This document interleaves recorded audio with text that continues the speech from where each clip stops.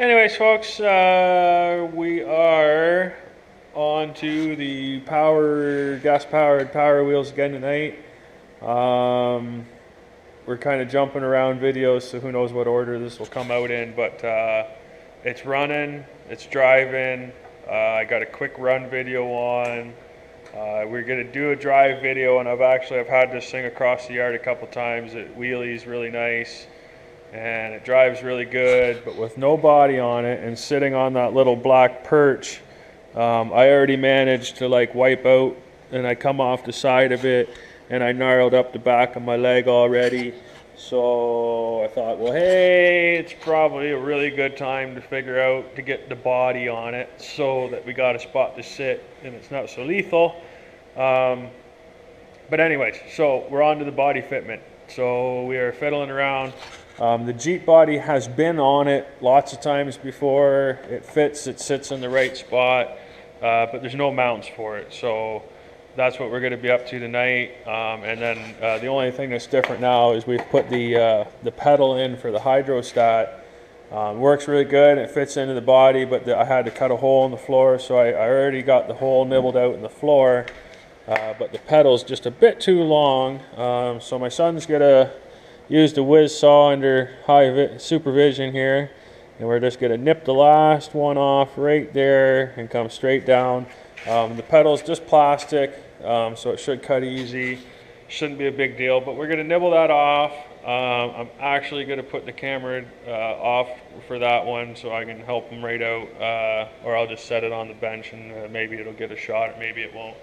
But we'll get it nibbled off, and then we'll get the body back on for, well, not the last time, but we'll get it back on, and then we'll figure out what I'm going to do exactly for body mounts and such to get the body mounted on.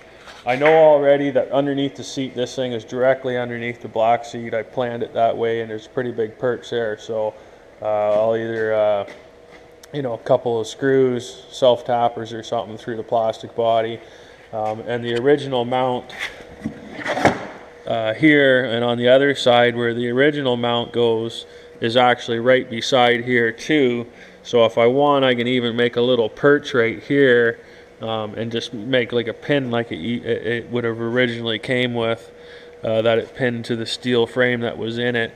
I'm actually tinkering with the idea in my head of the steel frame that was in this to put it back in, as much of it as I can too, for stability and stuff like that of the body, but we'll see where it goes. For right now, we're going to nibble this end off and we'll see where it goes.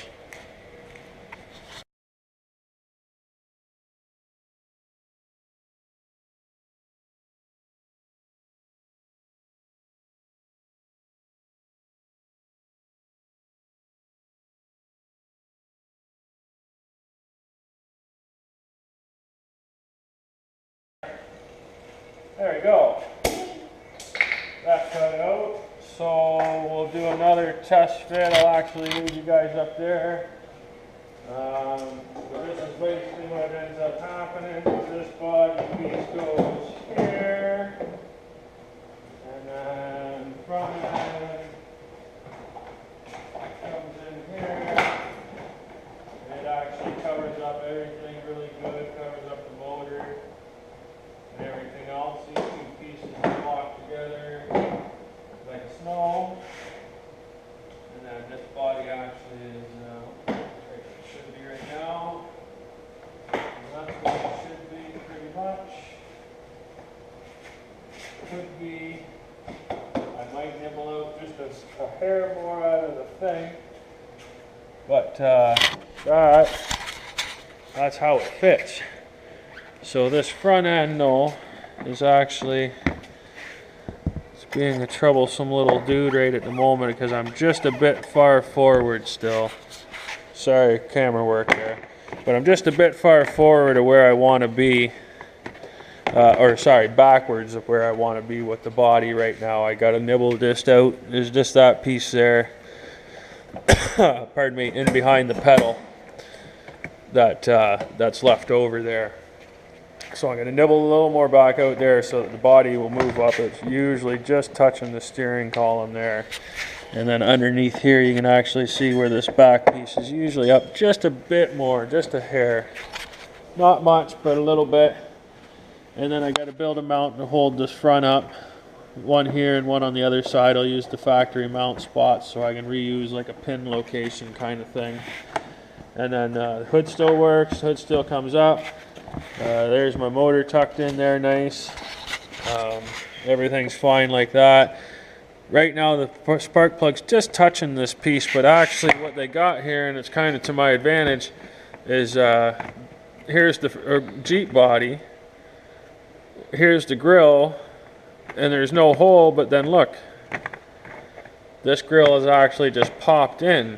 So what I'm going to do now, or eventually, is cut a hole the whole size of this grill in the back plastic here and leave the rest for support, but then I'll have that hole in this grill through here, and then I get that much more air onto the gas engine, which bonuses me for cooling and stuff like that. So anyways, we're going to get to making some mounts and stuff. We're going to shut down the camera for a little bit because that gets tiresome to watch me just dribble on about planning and stuff like that. But we're going to finish finalizing where the body goes.